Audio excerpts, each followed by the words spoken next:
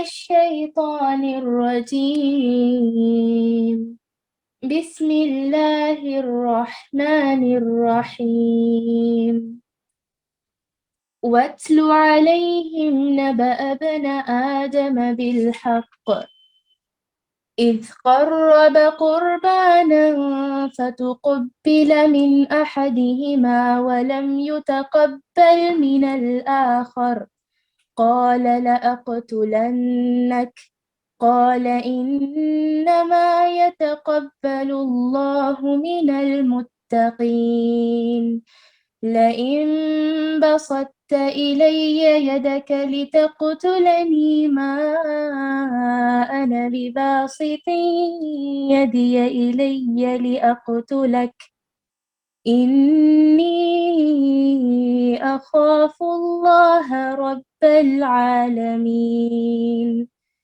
إني أريد أن تبوء بإثمي وإثمك فتكون من أصحاب النار وذلك جزاء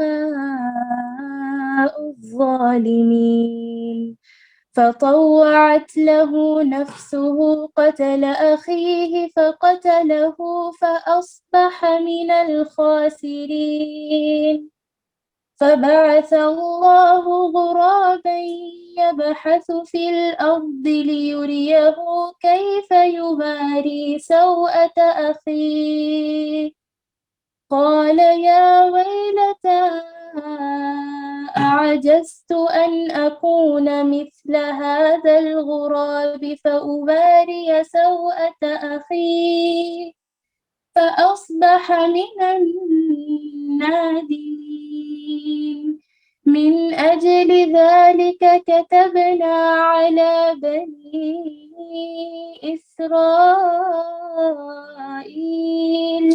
أنه من قتل نفسا بغير نفس أو فساد في الأرض فكأنما قتل الناس جميعا ومن أحياها فكأنما أحيا الناس جميعا ولقد جاءتهم رسلنا بالبينات ثم إن كثيرا منهم بعد ذلك في الأرض لمسرفون إنما جزاء الذين يحاربون الله ورسوله ويسعون في الأرض فسادا أن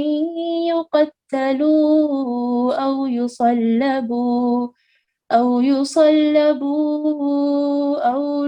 أو تقطع أيديهم وأرجلهم من خلاف أو ينفوا من الأرض ذلك لهم خزي في الدنيا ولهم في الآخرة عذاب عظيم إلا الذين تابوا من قبل أن تقدروا عليهم فاعلموا أن الله غفور رحيم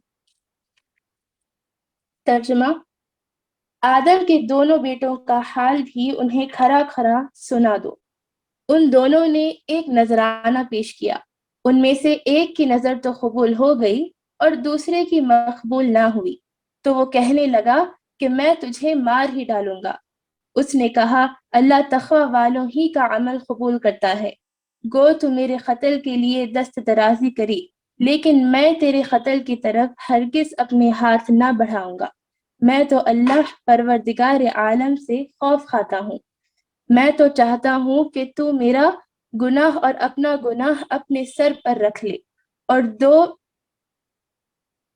دوزخیوں میں شامل ہو جائے ظالموں کا یہی بدلہ ہے بس اسے اس نفس نے اپنے بھائی کے قتل پر آمدہ کر دیا اور اس نے اسے قتل کر ڈالا جس سے نقصان پانے والوں میں سے ہو گیا پھر اللہ نے ایک کوے کو بھیجا جو زمین کھود رہا تھا کہ اسے دکھائے کہ وہ کس طرح اپنے بھائی کی نعش کو چھپا دے۔ وہ کہنے لگا، ہائے افسوس، کیا میں ایسا کرنے سے بھی گزرا ہو گیا کہ اس کوے کی طرح اپنے بھائی کی لاش کو دفنا دیتا؟ پھر تو بڑا ہی پشیمان اور شرمندہ ہو گیا۔ اسی وجہ سے ہم نے بنی اسرائیل پر یہ لکھ دیا کہ جو شخص کسی کو بغیر اس کے کہ وہ کسی کا قاتل ہو یا زمین میں فساد مچانے والا ہو قتل کر ڈالے تو گویا اس نے تمام لوگوں کو قتل کر دیا، اور جو شخص کسی ایک کی جان بچا لے اس نے گویا تمام لوگوں کو زندہ کر دیا۔ اور ان کے پاس ہماری بہت سے رسول ظاہر دلیلیں لے کر آئے، لیکن پھر اس کے بعد بھی ان میں سے اکثر لوگ زمین میں ظلم و زیادتی اور زبردستی کرنے والے ہی رہیں۔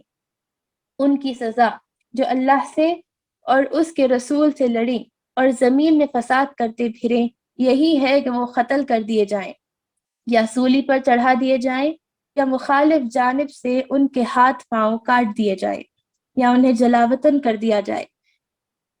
یہ تو ہوئی ان کی دنیاوی ذلت اور خواری، اور آخرت میں ان کے لیے بہت بڑا عذاب ہے۔ ہاں، جو لوگ اس سے پہلے توبہ کر لیں کہ تم ان پر قابو پا لو تو یقین مانو کہ اللہ بہت ہی بخشش اور رحم و کرم کرنے والا ہے۔ اعوذ باللہ من الشیطان الرجیم، بسم اللہ الرحمن الرحیم۔ قال رب اشرح لي صدری ویسر لي امری واحلل عقدۃ من لسانی یفقہوا قولی۔ معزز ماؤں، پیاری بہنوں، پیاری بیٹیوں، السلام علیکم ورحمۃ اللہ وبرکاتہ۔ الحمدللہ آج کا ہمارا درس کا سلسلہ جو سورۃ المائدہ کا چل رہا ہے، الحمدللہ آج ہم نے جو رکوع ترجمہ و تلاوت کی ہے اس رکوع کی، تو انشاءاللہ آج کا ہمارا ٹاپک اس میں بنا ہے حابیل و قابیل دونوں بھائیوں کا جو واقعہ یہاں پر بیان ہوا ہے وہی آج ہم انشاءاللہ پڑھیں گی۔ اس رکوع میں تقریباً جو قتل کا واقعہ ہوا تھا، دو بیٹے تھے آدم علیہ السلام کے، ایک حابیل اور ایک قابیل، تو یہ دونوں کا جو معاملہ ہوا تھا، جو واقعہ ہوا تھا، اس وقت اللہ تعالیٰ نے قرآن میں اس کی صراحت کے ساتھ یعنی واقعہ بیان کیا ہے۔ اس کے وجہ کیا تھی قتل کی، دونوں بھائیوں میں کیا ایسا جھگڑا ہوا تھا، اور وہ حسد کیا تھی ایک بھائی کی دوسرے بھائی کے لیے، تو یہ چیز کو واضح کیا، اور قتل ناحق کا کتنا بڑا جرم ہے اور اس کی سزا کیا ہونی چاہیے، اسلامی قوانین میں اس کی کیا سزا ہوتی ہے، اللہ تعالیٰ نے اس کی جو سزا مقرر کی ہے اس تعلق سے بھی اس میں بتلایا گیا۔ کافی ساری نصیحتیں ہیں اس میں، جیسا کہ حدیث شریف میں آتا ہے، اللہ کے رسول صلی اللہ علیہ وسلم نے فرمایا قرب قیامت قتل عام ہوگا، قرب قیامت قتل عام ہوگا، یہ حدیث نبوی ہے صلی اللہ علیہ وسلم، صحیح حدیث ہے کہ قیامت کے قریب قتل عام ہوں گے، یعنی قاتل کو یہ پتا نہیں ہوگا کہ وہ کیوں قتل کر رہا ہے، اور مقتول کو بھی یہ پتا نہیں ہوگا کہ وہ کس جرم میں قتل ہو رہا ہے۔ حدیث کے الفاظ کیا ہیں؟ قاتل کو یہ علم نہیں ہوگا کہ وہ کیوں قتل کر رہا ہے، اس کا مطلب کیا ہے کہ لوگ پیسہ لیتے ہیں اور قتل کر دیتے ہیں، تو اسے نہیں پتا کہ وہ کیوں قتل کر رہا ہے۔ تو اور حدیث کے الفاظ کیا ہے کہ مقتول کو بھی یہ پتا نہیں ہوتا کہ وہ کس جرم میں قتل ہو رہا ہے، یعنی کوئی آتا اسے مار ڈالتا ہے، اسے نہیں پتا کہ وہ کس جرم میں مر رہا ہے۔ تو یہ قرب قیامت کی نشانیاں ہیں، حتیٰ کہ رشتہ داروں میں اور دوست احباب میں، رشتہ داروں میں لوگ ایک دوسرے کے قتل کریں گے، تو یہ قتل کتنا گھناؤنا جرم ہے اور اس کی کیا سزا اسلام نے رکھی ہے، اللہ تعالیٰ نے اس کی کتنی خطرناک سزا رکھی ہے قتل کی، اور جس طریقے سے قتل ہوتا ہے اسلام میں، یعنی آپ احادیث دیکھیں گے، اس رکوع کے ضمن میں احادیث دیکھیں گے تو آپ کو پتا چلے گا کہ جس کو جس طریقے سے قتل کرتا ہے تو اسلام حکم دیتا ہے، اللہ تعالیٰ یہ حکم دیتا ہے، شریعت یہ بتلاتی ہے کہ اس کو اسی طریقے سے قتل کیا جائے، یعنی جس طریقے سے اس نے مارا اس کو بھی اسی طریقے سے مارا جائے۔ اگر اس نے ایذائیں دی، تکلیفیں دی، تکلیف پہنچا کے مارا تو پھر اس کو بھی تکلیف دے کر مارا جائے۔ اگر کسی نے مال لوٹا اور اس کا قتل کیا تو اس کو ہاتھ پیر مخالف سمت سے کاٹنے کا حکم ہے اسلام میں، شریعت میں، پھر اسے قتل کرنے کا حکم ہے، یعنی اسے چوری کی بھی سزا دی جائے، اسے قتل کی بھی سزا دی جائے۔ تو ایسے کئی مسائل آپ کو اس ضمن میں آئیں گے، تو انشاءاللہ پہلے ہم یہ سمجھیں گے کہ یہ واقعہ کیا تھا۔ جیسا کہ شروعات میں یعنی جو رکوع شروع ہو رہا ہے، رکوع نمبر 5، کیا فرمایا اس میں؟ وَاتْلُ عَلَيْهِمْ نَبَأَ بَنِي آدم۔ وَاتْلُ تلا یتلو تلاوتن یعنی پڑھنا، وَاتْلُ عَلَيْهِمْ آپ حال سنا دیں ان کا، کس کا؟ نبا خبر کو بولتے ہیں، نبا بنی آدم، बनी आदम यानी आदम के बेटों की खबर आप सुना दे उनको बिलहक़ी हक के साथ, यानी पूरा वाक़या हक के साथ, जो सच है वो बतला दे। क्या है वो? इज़ क़र्रबा क़ुरबानन, इज़ क़र्रबा जबकि दोनों ने कुर्बानन यानी क़र्रबा कुर्बानन यानी नजर मानी थी। दोनों भाई क्या करे थे? नजर माने थे, नजराना पेश किया था। क्या नजराना पेश किया था? यानी अल्लाह के लिए। पहले क्या होता था, अब हम कुर्बानी करते हैं तो क्या करते हैं? उसको ज़िबह करते हैं, हलाल करते हैं, और क्या करते हैं? गोश्त तकसीम कर लेते हैं एक दूसरे को, और खुद खाते हैं, दूसरों को खिलाते हैं। लेकिन आदम अलैहिस्सलाम के जमाने में, आदम अलैहिस्सलाम के जमाने में जब वहां पर कोई नजराना पेश करते अल्लाह ताला के हुजूर, कोई अल्लाह की राह में कुछ दिया जाता। अब हम क्या करते हैं अल्लाह की राह में देने के लिए? किसी गरीब को देते हैं, कोई मुसाफिर की मदद करते हैं, कोई फला अल्लाह की राह में फला मदद करते हैं, किसी को खाना खिलाते हैं, किसी को कपड़ा पहनाते हैं, किसी को कोई सवारी खरीद कर देते, कुछ भी यानी नेक काम करते हैं अल्लाह की राह में करते हैं, अल्लाह को राजी करने के लिए, लेकिन किसी को करते हैं और ये दुआ करते हैं कि अल्लाह ताला हमारे इस नेक अमल को कबूल कर ले। तो आदम अलैहिस्सलाम के जमाने में ऐसा नहीं था। आदम अलैहिस्सलाम के जमाने में ऐसा होता था कि लोग वो नजराने जो अल्लाह के लिए देना चाहते थे एक मैदान में रख देते, खुले मैदान में, और आसमान से एक आग आती थी और उसको उठा लेती थी। तो इसका मतलब ये कि वो कुर्बानी कबूल हो गई। दुम्बा जुबाह करना अल्लाह की राह में, एक दुम्बा जुबाह करते और उस जबीहे को क्या करते थे? ले जाकर खुले मैदान में रखते और देखते ठहरते थे, और एक आग आसमान से आती थी और उसे उठाकर ले जाती थी। तो ये तरीका था पहले जमाने में, हजरत आदम अलैहिस्सलाम के जमाने में। इस तरीके से लोगों को मालूम हो जाता था कि कुर्बानी उनकी कबूल हुई या नहीं हुई। तो हुआ ये था कि आदम अलैहिस्सलाम के दोनों बेटों ने कुर्बानी पेश की थी। इन दोनों ने एक नजराना पेश किया, उनमें से एक की नजर तो कबूल हो गई, यानी दोनों भाइयों ने अपना अपना नजराना रखा था। दोनों भाइयों ने अपना अपना नजराना रखा था। एक कहा जाता है कि रिवायत में आता है कि एक ने दुम्बा जुबाह कर कर रखा था, एक ने कुछ अनाज वगैरह रखा था। बहरहाल दोनों ने अपने अपने नजराने पेश किए। तो एक भाई का नजराना कबूल हो गया, दोनों ने नजराना पेश किया, इनमें से एक की नजर कबूल हुई। मिन अहदिहिमा वलन युतकब्बल वलन युतकब्बल मिनल आखर, यानी दूसरे का कबूल नहीं हुआ, एक का कबूल हुआ। कहा जाता है कि हाबिल का नजराना कबूल हो गया था और हाबिल का नजराना कबूल नहीं हुआ था। तो ये जो अक्सर यानी अच्छा इसमें भी यानी ये जो हाबिल और काबिल जो दो नाम है उसमें भी अक्सर लोगों के साथ ये यानी बाज रिवायत में आता है कि ये नाम नहीं थे, कुछ रिवायत में आता है कि ये नाम थे।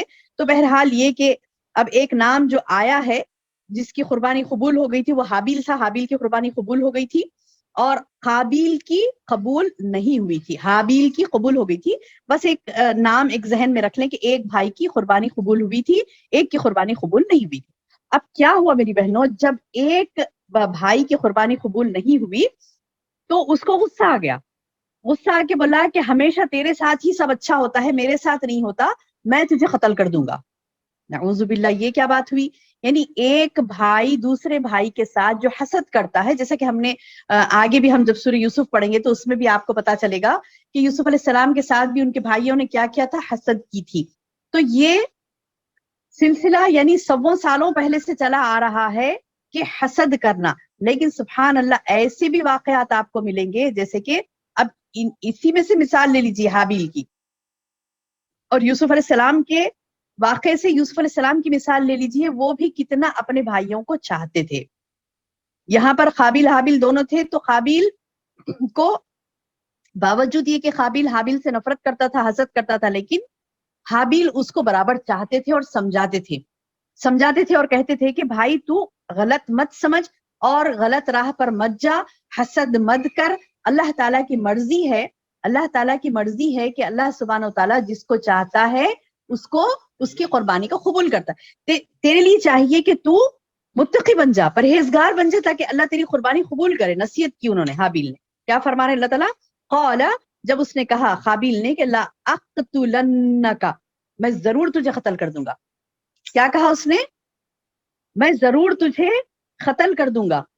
काबिल ने क्या कहा? क़ाला, कहा, ला अक़्तुलन्नका, मैं जरूर तुझे कत्ल कर दूंगा। क़ाला, तो हाबिल ने क्या कहा? इन्नमा यतक़ब्बलुल्लाहु मिनल मुत्तक़ीन, इन्नमा یتقبل اللہ من المتقین، کہنے لگا کہ میں، جب اس نے کہا، قابیل نے کہا کہ میں تجھے مار ڈالوں گا، حابیل کو کہا، تو حابیل نے کیا کہا؟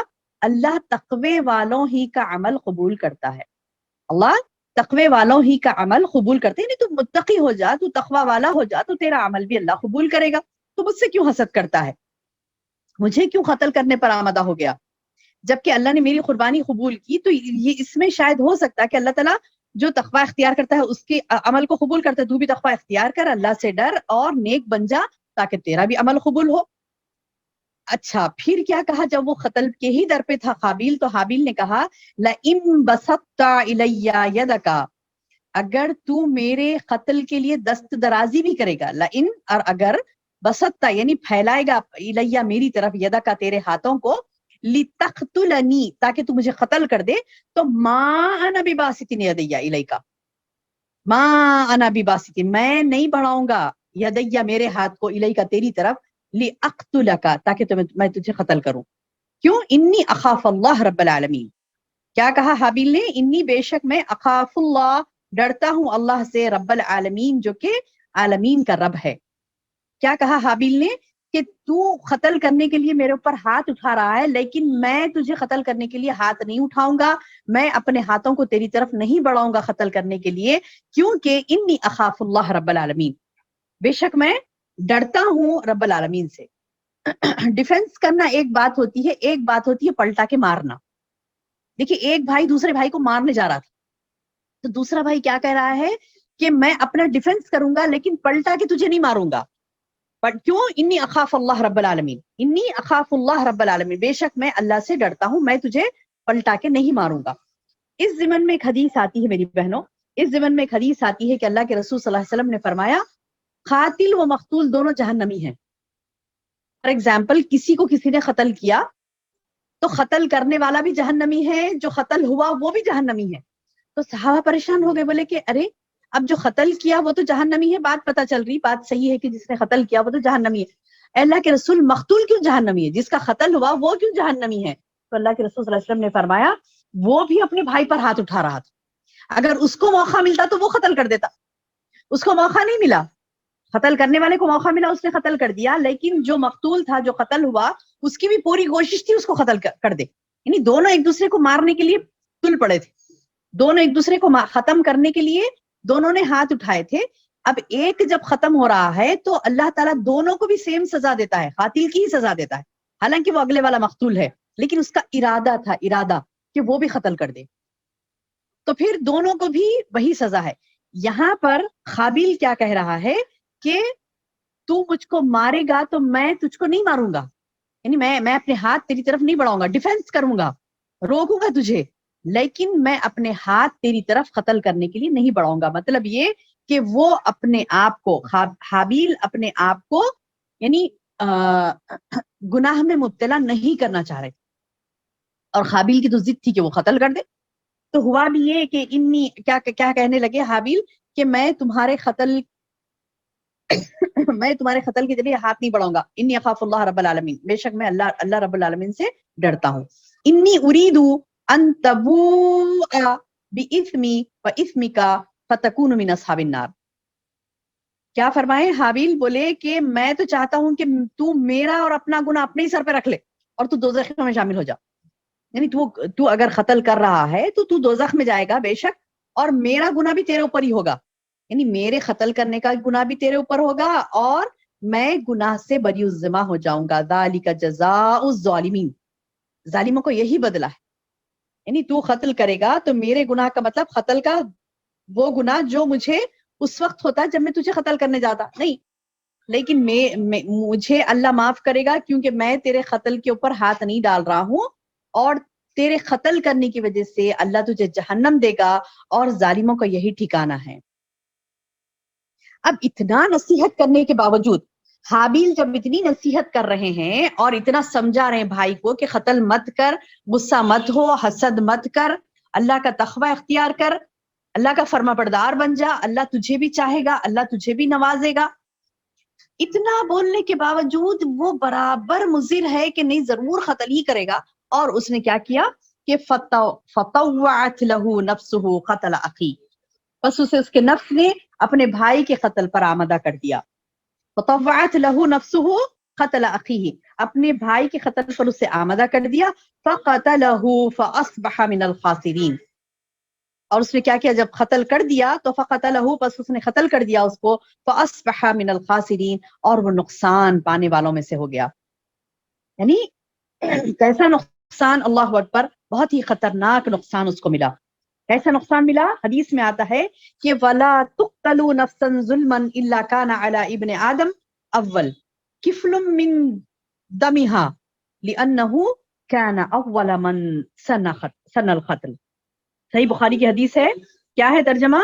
जो कत्ल भी जुल्मन होता है, यानी जो कत्ल भी जुल्मन होता है, कातिल के साथ उसके खून नाहक का बोझ आदम के उस पहले बेटे पर भी होता है, क्योंकि ये पहला शख्स है जिसने कत्ल का काम शुरू किया था। इन्ना लिल्लाहि व इन्ना इलैहि राजिऊन।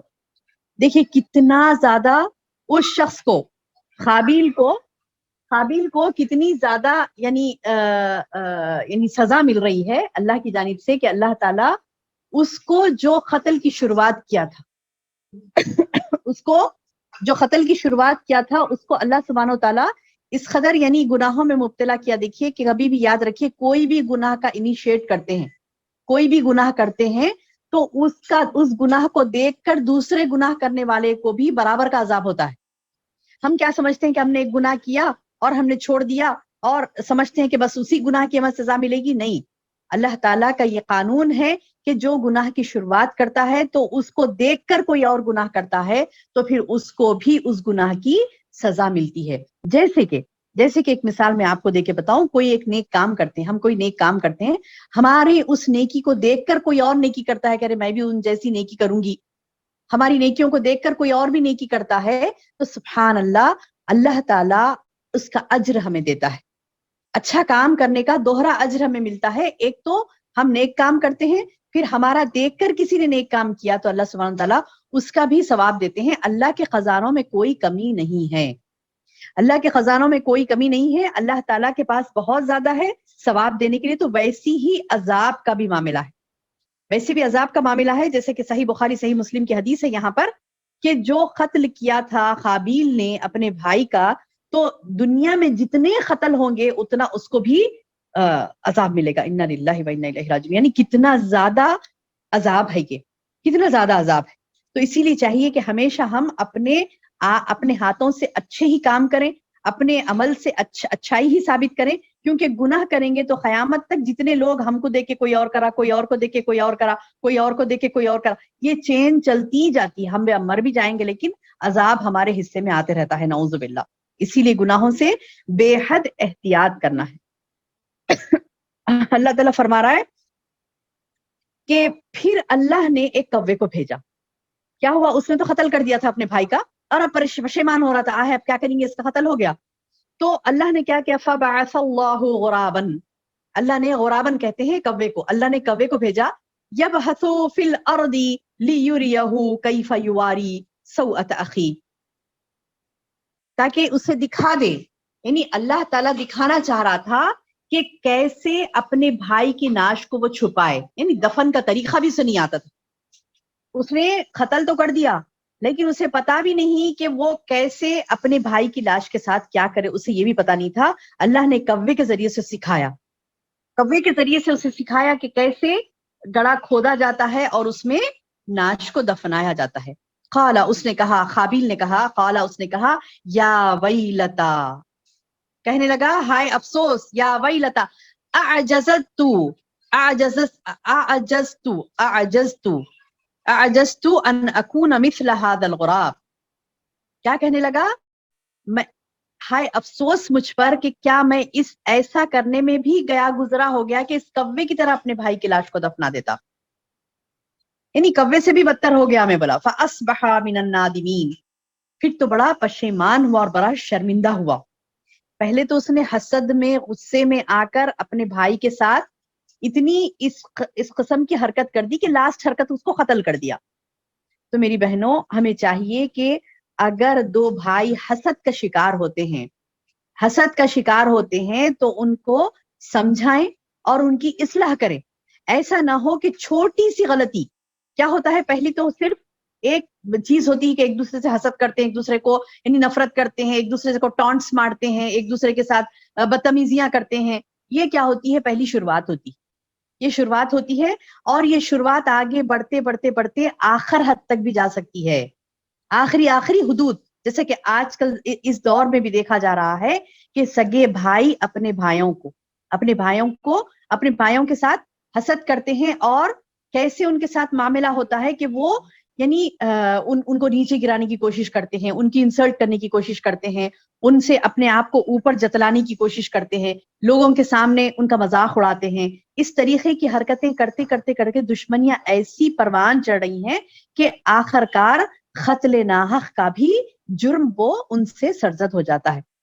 ایک دوسرے کی مار پیٹ، بعض جگہ تو ہم نے دیکھا نعوذ باللہ ثم نعوذ باللہ، اللہم احفظنا، اللہ محفوظ رکھے، کہ بھائی بھائی کا دشمن ہو گیا صرف حسد اور جلن کی بنا پر، دولت کی بنا پر، کہ اس نے اس کے دولت پر قبضہ کر لیا، اس نے فلاں کر لیا، اور اس نے کیا کیا جا کر پولیس اسٹیشن میں اس کی رپورٹ لکھوا دی، فلاں کر دیا فلاں کر دیا. تو نعوذ باللہ یہ بھائیوں کے ساتھ حسد کرنا، دولت ناحق کے ان کی دولت کے اوپر، ان کی شہرت کے اوپر، ان کی عزت کے اوپر حسد کرنا، یہ اتنا سنگین جرم ہے کہ اللہ تبارک و تعالیٰ نے اس جرم کے تعلق سے ایک واقعہ ہمارے سامنے رکھا ہے میری بہنوں.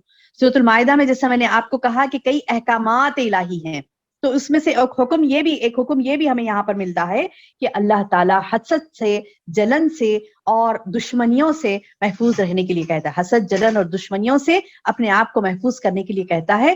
تو یہ حسد تھا، محض دشمنی تھی کہ اس نے محض یعنی کوئی اور وجہ نہیں تھی، صرف قربانی اللہ نے ایک بھائی کی قبول کر لی تھی، دوسرے کی قبول نہیں کی، تو اتنا غصہ آیا اسے کہ اس نے قتل ہی کر دیا. تو یہ غصوں پر ہمیں قابو پانا ہے. غصہ اتنا ٹیمپر نہیں چڑھا لینا کہ آگے والے کے اوپر کچھ بھی حملہ کر دیا، کچھ بھی بول دیا، کچھ بھی یعنی کر دیا اس کے ساتھ. تو نعوذ باللہ یہ چیز کیا ہوتی ہے؟ اتنی خطرناک جرم ثابت ہوتی ہے کہ جیسے یہاں پر اللہ تعالیٰ نے بتایا، دونوں بھائیوں کا واقعہ بتا کر کہا کہ ایک کی قربانی قبول ہوئی تھی، دوسرے کی نہیں ہوئی تھی. تو قال، ایک بھائی نے کہا جس کی قربانی قبول ہوئی تھی، انما یتقبل اللہ من المتقین. اس نے نصیحت کی، بھائی نے کہا کہ اللہ تقوی والوں کی قربانی کو قبول کرتا ہے، میرے بھائی تو متقی بن جا، تو پرہیزگار بن جا. لیکن نصیحت کو لینے کے بجائے اس نے کیا کیا؟ اپوزٹ کر دیا. نصیحت کو لینے کے بجائے اس نے کیا کیا؟ مخالف ہو گیا، دشمن ہو گیا اپنے بھائی کا. اور کیا کیا اس نے؟ لڑتے لڑتے آخر اس کو قتل کرنے کے لیے ہاتھ اٹھا دیا اور قتل کرنے لگا. تو دوسرے بھائی نے کیا کہا کہ میں تجھے قتل نہیں کروں گا کیونکہ میں اللہ سے ڈرتا ہوں. یعنی تبھی بھی وہ نصیحت کر رہا ہے کہ تو قتل ناحق مت کر، یہ تیری غلطی ہے. نہیں مانتا وہ. یعنی جو گناہگار ہوتا ہے، جو بد کردار ہوتا ہے، اس کا نفس اسے اور برائی پر آمادہ کرتا ہے. اسی لیے چاہیے کہ تھوڑی بھی برائی ہم سے سرزد ہو رہی ہے، فوری ہم توبہ استغفار کریں اور اللہ کی طرف رجوع کریں. یہ قابیل کی مثال ہمارے سامنے ہے کہ اس کے نفس نے اسے اتنا یعنی غصے میں اور نفرت میں اتنا آگے بڑھا دیا کہ آخر اس نے قتل کر دیا. اور اللہ نے اس واقعے کو قرآن میں درج کر دیا تاکہ لوگوں کو یہ نصیحت ہو کہ انسان غصے میں آپے سے باہر ہو جاتا ہے، انسان حسد میں آپے سے باہر ہو جاتا ہے. تو یہ غصہ اور یہ حسد کوئی اچھی بات نہیں ہے. ہم کیا کرتے ہیں؟ لوگوں کو یعنی دیکھیے اکثر چھوٹے بچے، بچہ بہت غصے والا ہے تو کیا کرتے ہیں؟ سب کے سامنے، ماں میرا بیٹا بہت غصے والا ہے، اس کے سامنے ہی اس کی یعنی ایز اف تعریف کر رہے ہیں. نعوذ باللہ، حرام ہے. نہیں، ایک گندا فعل ہے غصہ، ایک گندا فعل ہے. اس کو کوئی خوش ہو کے کسی کے سامنے بیان کرنے والی بات نہیں کہ دیکھو نا میرا بچہ تو نہیں، جو بچپن سے نہیں بہت غصے والا ہے، یا پھر بچی کے بارے میں نہیں بہت غصے والی ہے نا، بہت غصے والی ہے. اس کو غصہ بڑا جلدی آ جاتا ہے اور سب کے سامنے یعنی کیا تعریفاً کہنا چاہتی ہیں یا کیوں کہتی ہیں پتہ نہیں، اللہ عالم. لیکن یہ بات نہیں کریں، اس طریقے کی حرکت نہیں کریں. اس طریقے کی حرکت کرنے سے کیا ہوگا؟ اس طریقے کی حرکت کرنے سے اس کو اپریسیشن ملے گا. نہیں، وہ تو کہے گی کہ ہاں میں تو غصے والی ہی ہوں. ماں بھی سب کے سامنے کہتی ہے، والد بھی کہتے ہیں سب کے سامنے، یہ تو بہت غصے والا ہے، یہ تو بہت غصے والی ہے. اب بچے کو بھی ہوگا کہ ہاں میں تو غصے والی ہوں، یعنی اس کا حق سمجھتی ہے وہ غصہ کرنا، یا اس کا حق سمجھتا ہے وہ بچہ غصہ کرنا. اور کرنے لگتا ہے اور یہ بھی ڈھیل دیتے ہیں کہ چلو جانے دو، اور دوسرے بھائیوں کو دوسرے بہنوں کو کہتے ہیں کہ چھوڑ دو نا اس کو، وہ ہے ہی ویسی غصے والی، یہ وہ ہے ہی ویسا غصے والا. تو نعوذ باللہ ان عادات خبیثہ کو، گندی غلیظ عادتوں کو ابھارے نہیں، اس کو جڑ سے ختم کریں، اس کے پیچھے پڑ جائیں، اپنی اس اولاد کے پیچھے پڑ جائیں کہ غصہ منع ہے، غصہ تجھے نہیں کرنا ہے، غصہ نہیں کرنا ہے، غصہ نہیں کرنا ہے. اس کی بار بار کاؤنسلنگ کریں، بار بار اس کو یعنی اس عادت خبیثہ سے ہٹائیں، دعائیں کریں اس کے لیے، اور وہ اعمال کریں جس کی وجہ سے آپ کو سمجھ میں آ رہا ہے کہ ایسے کرنے سے اس کا غصہ کم ہوگا، ایسے کرنے سے کم ہوگا. بعض وقت تو یہ شیطانی ہوتی ہے، اس کو کیا کریں؟ دعاؤں کا اہتمام کریں، اس کو نامی نفل نماز پڑھانے لگائیں. بچہ چھوٹا ہے، کوئی چیز کی لالچ دے، اسے کہے کہ تم اتنی لمبی نماز پڑھو گے نا تو میں تمہارے لیے یہ دوں گی، فلاں دوں گی، یہ گفٹ ہے تمہارے لیے. کوئی بچہ خواہش کرتا ہے کسی چیز کی کہ مما مجھے سائیکل دلاؤ، فلاں دلاؤ، کچھ بھی، تو یہ بولیں کہ ہاں تم اتنی دیر تک نماز پڑھو گے تو تمہارے لیے سائیکل ہے، اور اتنے دن تک تم اتنی دیر تک کی نماز پڑھو گے تو تمہاری. اب آپ سوچیں گے کہہ رہے ہیں یہ تو پھر سائیکل کے لیے نماز ہوگی، اللہ کے لیے نہیں. انشاءاللہ اللہ معاف کرے گا، انشاءاللہ. آپ کی حسن نیت کو اللہ دیکھتا ہے، آپ ریاکاری کرنے کے لیے نہیں کروا رہے اسے، آپ کی حسن نیت یہ ہے. الاعمال بالنیات، اعمال کا دار و مدار تو نیتوں پر ہے. یعنی نیت آپ کی یہ ہے کہ یہ غصے والی جو عادت ہے وہ ختم ہو. کیسے ختم ہوتی ہے میری بہنوں؟ بہت اہم ٹپ ہے یہ کہ لامی نابی نفل نماز پڑھنے سے شارٹ ٹیمپر جو لوگ ہوتے ہیں نا، ویسے ایسے کئیوں کو میں نے سدھرتے ہوئے دیکھا، بہت جلدی بات بات پہ غصے آ جاتا، ناراض ہو جاتے بلا. تو نعوذ باللہ جب ہم نے دیکھا کہ یہ پریکٹیکل کروا کے دیکھا کہ لامی لامی نفل نماز پڑھتے ہیں تو سبحان اللہ ان کے اندر ایک ٹھہراؤ آتا ہے،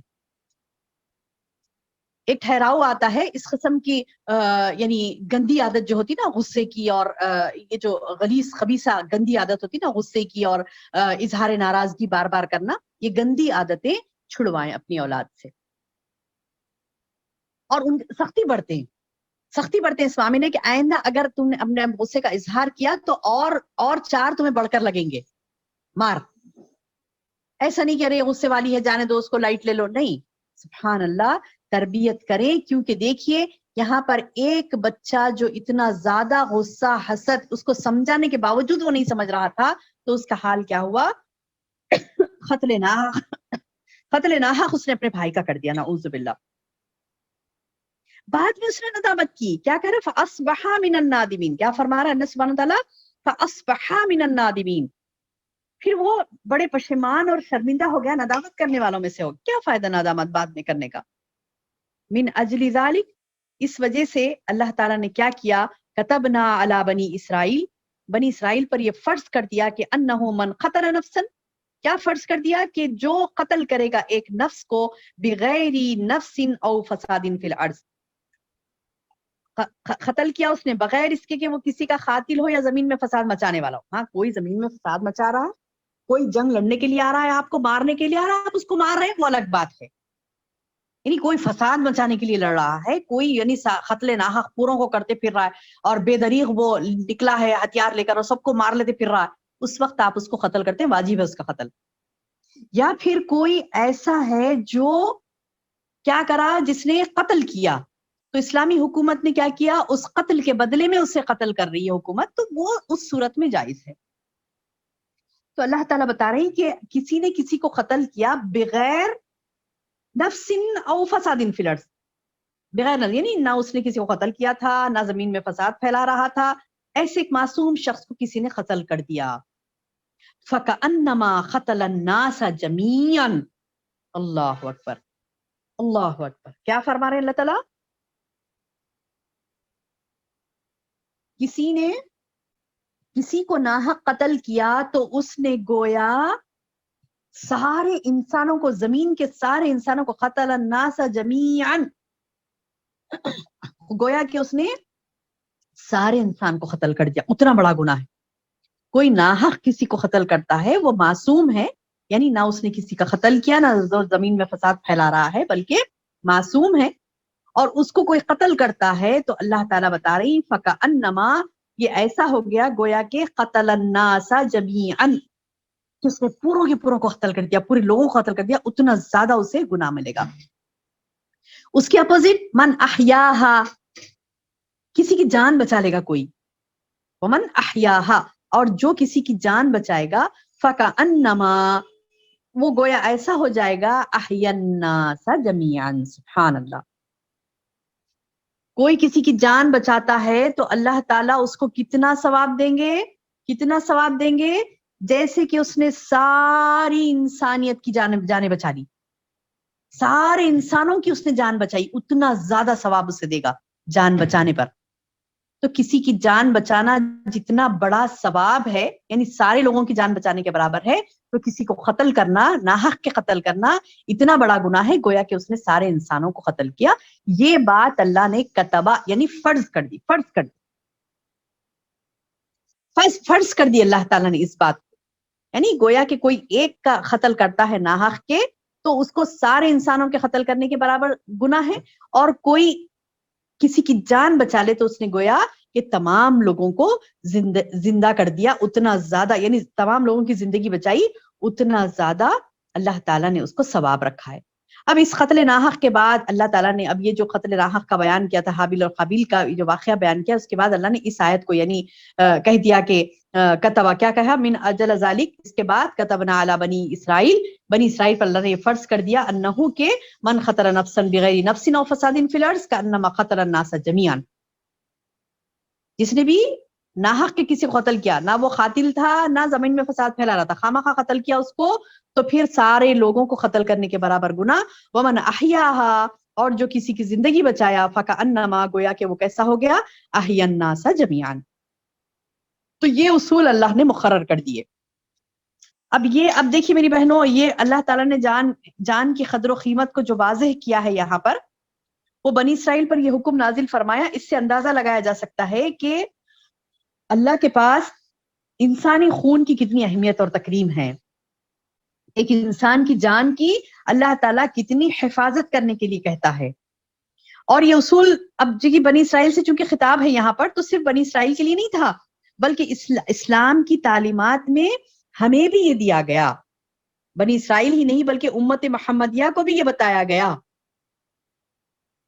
امت محمدیہ کو بھی یہ بتایا گیا کہ خون کی اہمیت ہے، ایک جان کی اہمیت ہے بہت زیادہ، اس کی حرمت، اور خاص کر ایک مسلمان مومن کی تو اور بڑھ کر حرمت ہے نا، وہ حدیث ہے نا کہ کعبے کے سامنے ٹھہر کے کیا فرماتے اللہ تعالیٰ، اللہ کے رسول صلی اللہ علیہ وسلم، کہ اس کعبے کی اہمیت جیسا حرمت جیسی ہے نا، اس کعبے کی حرمت سمجھتے نا، یعنی اس کو محترم ہم مانتے ہیں، بڑی احترام اس کا کرتے ہیں ہم کعبے کی طرف، یعنی حدیث میں حکم ہے کہ اس طرف تھوکنے کا حکم نہیں ہے، اس طرف رخ کر کے یعنی ہم جو قضائے حاجت کرتے ہیں اس طرف رخ کر کے کرنا نہیں ہے، پیشاب پیخانہ اس طرف رخ کر کے کرنا نہیں ہے، تھوکنا نہیں ہے اس طرف رخ کر کے قبلے کی طرف، چاہے کتنی دور، میلوں کلومیٹر دور کیوں نہ ہو آپ۔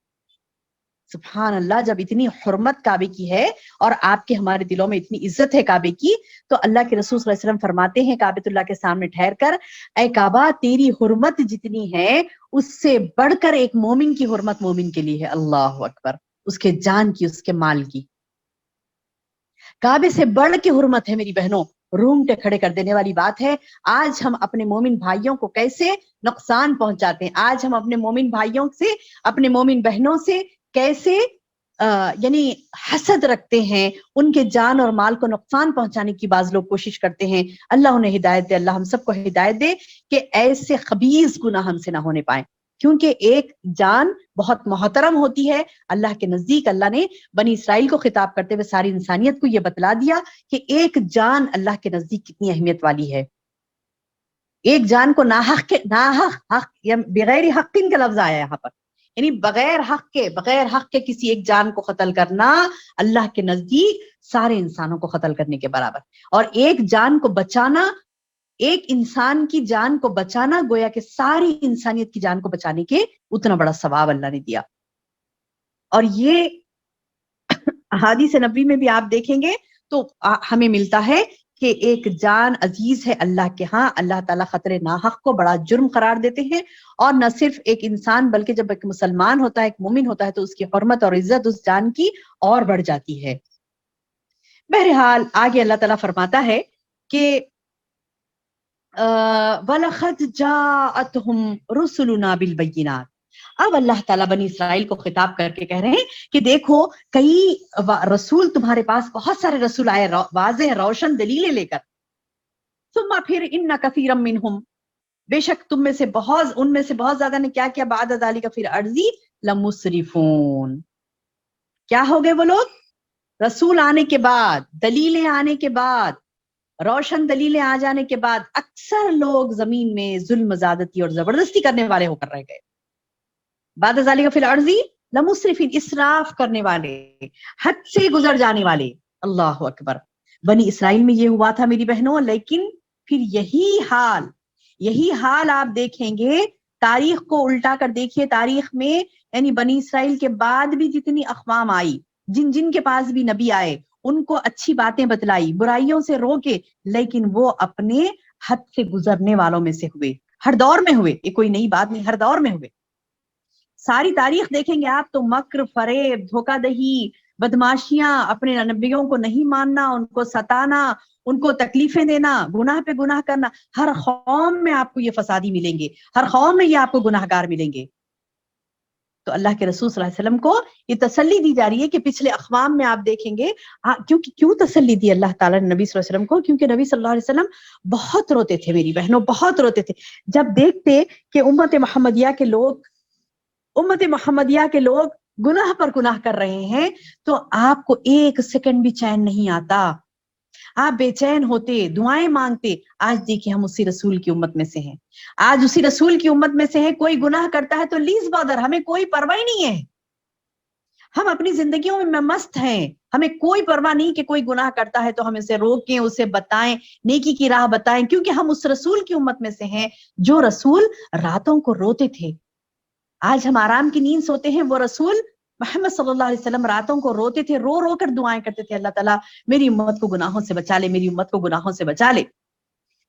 آپ کا رونا، آپ کا تڑپنا، آپ کا دعائیں مانگنا، آپ کی انتھک کوششیں کرنا، اللہ تعالیٰ تسلی کے لیے نبی صلی اللہ علیہ وسلم کے لیے واقعات بیان کرتا تھا. قرآن میں کہتے تھے کہ دیکھو کہ بنی اسرائیل کی قوم کو دیکھو، انہوں نے کیسے رسول اور واضح نشانیاں آنے کے باوجود کیا کیا تھا انہوں نے. اکثر لوگ ان کثیرا منہم، اکثر لوگ کیسے ہوئے تھے، بعد ذالک، اس کے بعد کہ ان کے پاس رسول آ گئے، نشانیاں آ گئے، فی الارض لمسرفون، زمین میں تو فساد کرنے والے، اسراف کرنے والے، حد سے نکلنے والے ہی گزرے. یعنی اکثریت جو ہوتی ہے وہ گناہوں کی ہوتی ہے میری بہنوں. اکثریت تمہیں دھوکے میں نہ ڈال دے، اکثریت تمہیں، قرآن کی آیت ہے یہ، اللہ تعالیٰ نے نبی صلی اللہ علیہ وسلم کو کہا کہ اکثریت تمہیں دھوکے میں نہ ڈال دے. تو ہمیں آپ کو تو بدرجہ اولا اس چیز کو دیکھنا ہے کہ اکثریت ہمیں دھوکے میں نہ ڈال دے. ہم اکثر کیا دیکھتے ہیں ہم کہ اکثر لوگ گناہ کر رہے ہیں نا، ہم بھی کریں گے. عام ہے مما یہ فیشن، جب کہا جاتا ہے بیٹی سے ماں کہتی ہے کہ یہ بات غلط ہے نہیں کرنا، یہ تو عام ہے، سبھی کر رہے ہیں، میں بھی کروں گی. ارے یہ چیز نہیں کرنا ہے، گناہ ہے، باپ کہتا ہے اپنے بیٹے کو کہ یہ چیز گناہ ہے، نہیں بیٹا نہیں کرو یہ چیز، نہیں یہ تو عام ہے، اکثر لوگ کرتے ہیں یہ. تو نعوذ باللہ، اکثریت ہمارے لیے دلیل نہیں ہے، اکثریت خرابی کے لیے آئی، خراب ہی لوگ گزرے ہیں اکثر. کیا فرما رہا اللہ تعالیٰ قرآن میں کہ ان کثیرا منہم بعد ذلک فی الارض مسرفون، اکثر لوگ ان میں کہ کیا ہو گئے تھے، حد سے گزر جانے والے ہو گئے تھے. اب اللہ تعالیٰ کو اتنا سخت ناپسند ہے یہ حد سے گزر جانا. اللہ صاف فرماتا ہے قرآن میں، دوسری جگہ آیا ہے، دیکھیے، ان اللہ لا یحب المسرفین، اللہ بے شک اللہ محبت نہیں رکھتا اسراف کرنے والوں سے، اسراف کرنے والوں سے اللہ محبت نہیں رکھتا. اب ایک واقعہ یہ ہوا تھا میری بہنوں، حد سے گزر جانے کی ایک مثال آگے کی آیت میں آتی ہے، انما جزاء الذین یحاربون اللہ ورسولہ. اب اللہ تعالیٰ بتا رہے ان کی سزا جو اللہ اور اس کے رسول سے لڑے زمین میں. یحاربون اللہ ورسولہ، یحاربون اللہ ورسولہ، یعنی اللہ اور اس کے رسول سے جو لڑتے ہیں ان کی جزا، انما جزاء الذین یحاربون اللہ ورسولہ، بے شک یہ جزا ان لوگوں کی، یعنی سزا کیا ہے، جو جنگ لڑتے ہیں اللہ اور اس کے رسول سے. وَيَسْعَوْنَ فِي الْأَرْضِ فَسَادًا، اور کوشش کرتے ہیں زمین میں فساد پھیلانے کی. أَن يُقَتَّلُوا أَوْ يُصَلَّبُوا أَوْ تُقَطَّعُ أَيْدِيهِمْ وَأَرْجُلُهُم مِّنْ خِلَافٍ أَوْ يُنْفَوْا مِنَ الْأَرْضِ. اب یہ کیا معاملہ تھا، اس کے شان نزول میں آتا ہے میری بہنوں یہ آیت نمبر 33. آیت نمبر 33 کس ضمن میں آئی ہے، کس ضمن میں آئی ہے، آئیے دیکھتے ہیں۔ اس کے شان نزول میں آتا ہے کہ ایک قبیلہ تھا، کیا نام تھے ان کے، اکل اور ارائنا، یہ دو قبیلے تھے، اکل اور ارائنا۔ اس کے قبیلے کے کچھ لوگ مسلمان ہو کر مدینہ آئے تھے، اور انہیں کیا ہوا کہ مدینے میں آب و ہوا نہیں بنی، وہاں پر وہ لوگ بیمار پڑ گئے، سارے قبیلے بیمار پڑ گئے، دو قبیلے جو آئے تھے نا، تو وہ قبیلے کے لوگ آئے تھے مسلمان ہوئے، بیمار پڑ گئے، تو بولے کہ ٹھیک ہے، ان کو مدینے سے باہر رکھا گیا، اور وہاں پر اللہ کے رسول صلی اللہ علیہ وسلم نے علاج کے طور پر انہیں اونٹ کا دودھ اور اونٹ کا پیشاب پینے کے لیے رکھا تھا۔ ایک مسئلہ ہے یہ، حدیث کھول کر دیکھیں گے تو آپ کو پتا چلے گا کہ علاج کے لیے، صحیح بخاری کی حدیث ہے یہ، صحیح بخاری اور صحیح مسلم میں بھی حدیث آئی ہے کہ ان لوگوں کو اللہ کے رسول صلی اللہ علیہ وسلم نے اونٹ کا دودھ اور اونٹ کا پیشاب، یہ دو چیزیں علاج کے لیے بطور استعمال دلوائی تھی۔ اور ایک اونٹ کو ہانک لے جانے والے، یعنی اونٹ والے اتنے سارے، یعنی لوگ جو مسلمان تھے وہ اونٹ ان کے پاس تھے، تو وہ لوگ اونٹ کو ہانک کر لے جاتے تھے اور ان کا علاج وہاں پر کرتے تھے۔ اور سبحان اللہ، اللہ کے رسول صلی اللہ علیہ وسلم نے جو علاج، طریقہ علاج ان کو بتایا تھا، وہ علاج کے بعد وہ سارے صحت مند ہو گئے تھے، سارے صحت مند ہو گئے تھے۔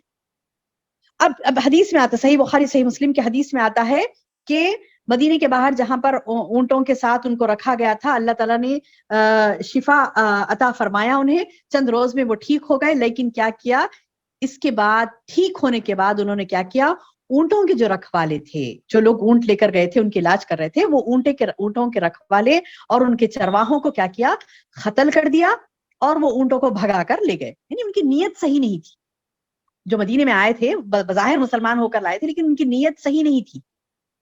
انہوں نے کیا کہ کتنی نمک حرامی کی، دیکھیے کیسی ضلالت انہوں نے کی کہ جو لوگ ان کو، یعنی اونٹ کا دودھ ان کو دیے اور علاج کرے اس سے، اور یہ لوگ کیا کیے ان کو ناحق کے قتل کیے، قتل کر کے ان کے اونٹوں کو، یعنی چرواہوں کو بھی قتل کر دیا، اونٹ کے اونرز کو بھی قتل کر دیا، اور کیا کیے، وہ اونٹوں کو بھگا کر لے گئے۔ نہ صرف قتل کیا بلکہ حدیث میں آتا ہے کہ وہ لوگ ان کی آنکھیں نکال لیے۔ بولے کس قدر یہ یعنی نمک حرامی سے کہنا چاہیے، کس قدر گناہ انہوں نے کیا، کس قدر زیادتی انہوں نے کی۔ جب نبی صلی اللہ علیہ وسلم کو اس بات کی اطلاع ملی، صحیح بخاری کی حدیث کے الفاظ ہیں کہ جب نبی صلی اللہ علیہ وسلم کو اس امر کی اطلاع ملی تو آپ نے ان کے پیچھے آدمی دوڑائے جو انہیں اونٹوں سمیت پکڑ کر لائے۔ پھر محمد صلی اللہ علیہ وسلم نے ان کے ہاتھ پیر مخالف جانب سے کاٹ ڈالے۔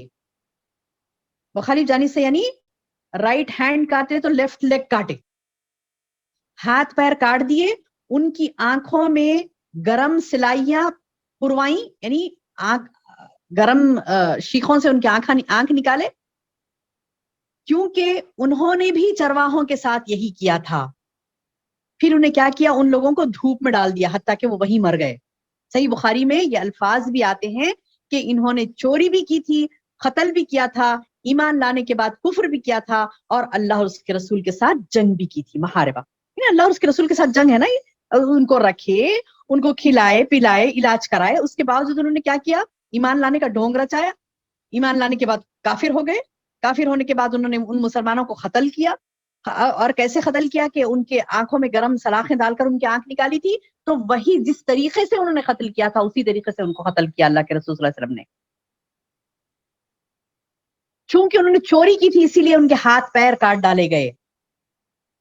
تو یہ سزا اسلام میں دی جاتی ہے تاکہ آئندہ کوئی اس قسم کا گناہ نہ کرے۔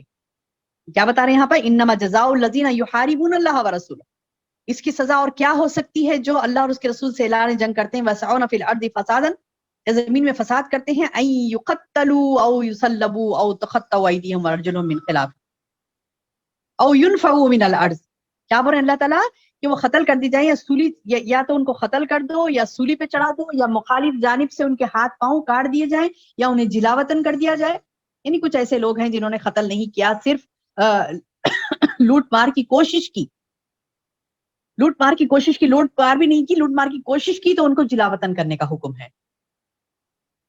اور اگر کوئی قتل کر رہا ہے تو اس کو قتل میں اس کو قتل کرنے کا حکم ہے۔ اور اگر کوئی قتل، یعنی کسی مسلمان کو، کسی مومن کو قتل بھی کر رہا ہے، اس کے پاس سے چوری بھی کر رہا ہے، تو چوری کی سزا ہاتھ پیر کاٹنا ہے، پھر اس قتل کی سزا قتل ہے یا سولی پہ چڑھانا ہے۔ جو بھی اسلامی حکومت ہوتی ہے جو حاکم وقت ہوتا ہے یہ اس کے اوپر چھوڑا اللہ نے کہ یہ تمام چیزیں تم اس کے ساتھ کر سکتے ہو.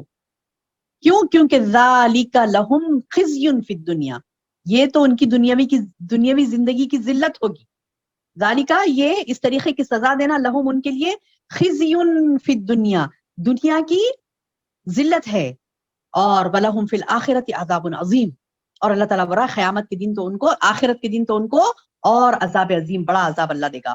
الا الذین تابوا من قبل، ہاں سوائے ان لوگوں کے جنہوں نے توبہ کی اس سے قبل، یعنی کرنے والے تھے، کسی کو قتل کرنے والے تھے، رک گئے اور بولے ہم توبہ استغفار کر رہے ہیں، ہم قتل نہیں کریں گے. ان تقدروا علیہم، ہاں جو لوگ اس سے پہلے توبہ کر لیں کہ تم ان پر قابو پالو، تو یقین مانو فعلموا ان اللہ غفور رحیم، یقین مانو کہ اللہ تعالیٰ بڑا بخشش اور رحم کرنے والا ہے. سبحان اللہ. یعنی جو توبہ استغفار کرتے ہیں اور گناہ نہیں کرتے، کرنے جاتے ہیں لیکن رک جاتے ہیں، تو اللہ تعالیٰ انہیں معاف کرنے کا حکم دیتا ہے، اور ان کے لیے یہ کہتا ہے کہ فعلموا، تم یہ جان لو کہ اللہ غفور و رحیم ہے، یعنی اللہ ان کو معاف کرے گا، ان پر رحم کرے گا. تو یہ قتل کا واقعہ بیان کر کے اللہ تعالیٰ نے حابیل و قابیل کا واقعہ بیان کر کے جو قتل ناحق کرتے ہیں ان کی سزا بتلائی یہاں پر، اور ایک انسان کو قتل کرنا سارے انسانیت کو قتل کرنے کے برابر بتایا، اور ایک انسان کی جان بچانا سارے انسانوں کی جان بچانے کے برابر بتایا. یہ تھا حابیل و قابیل کا واقعہ، جس کے ذریعے سے اللہ تعالیٰ نے ہمیں احکامات دیے ہیں. اللہ تعالیٰ سے دعا ہے کہ فہم قرآن ہمیں نصیب فرمائے، اور اس قرآن میں جو احکامات باری تعالیٰ آئے ہیں اس کو ہم سمجھتے ہوئے دوسروں تک پہنچانے والیاں بنے. اللہم آمین یا رب العالمین. السلام علیکم ورحمۃ اللہ وبرکاتہ.